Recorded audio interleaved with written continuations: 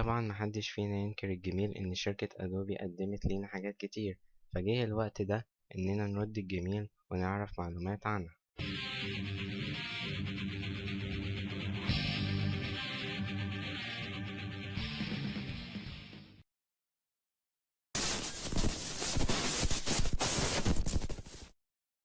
شركة أدوبي هي شركة إنتاج لبرامج الجرافيكس والأنيميشن المتطورة. أسسها تشارلز جاشكي وجون وورنيك، وكان ده في سنة 1982 في سان هوزي في الولايات المتحدة، وخدوا اسم أدوبي ليهم، والرئيس التنفيذي ليها دلوقتي هو بروس تشيرن. في عام 2005 بلغ دخل الشركة $1,996,000,000 أمريكي، وعدد موظفيها 5200 موظف، 40% منهم من سان خوزيه. الشركة ليها فروع رئيسية وفرعية كتيرة متوزعة في الولايات المتحدة والهند وكندا وكمان ألمانيا.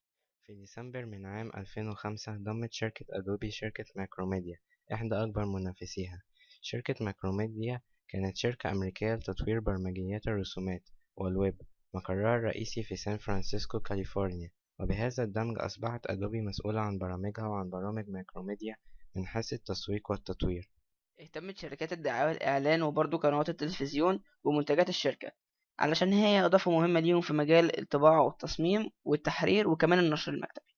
في منتصف الثمانينات أنتجت أدوبي إحدى أهم منتجاتها، وهو برنامج أدوبي إليستريتور، الذي يقوم بإنشاء الرسوم الخطية المتجهة المعروفة بالفيكتور، والتي لا تتأثر عند التكبير أو التصغير، بخلاف الرسوم النقدية البيكسلز. بعد كده أنتجت الشركة برنامج معالجة وتعديل للصور الشهير، وهو برنامج أدوبي فوتوشوب، أحد أهم برامجها على الإطلاق، والكلام ده كان في سنة 1989. فبراير 2012 بلغ عدد الموظفين في الشركة 11144.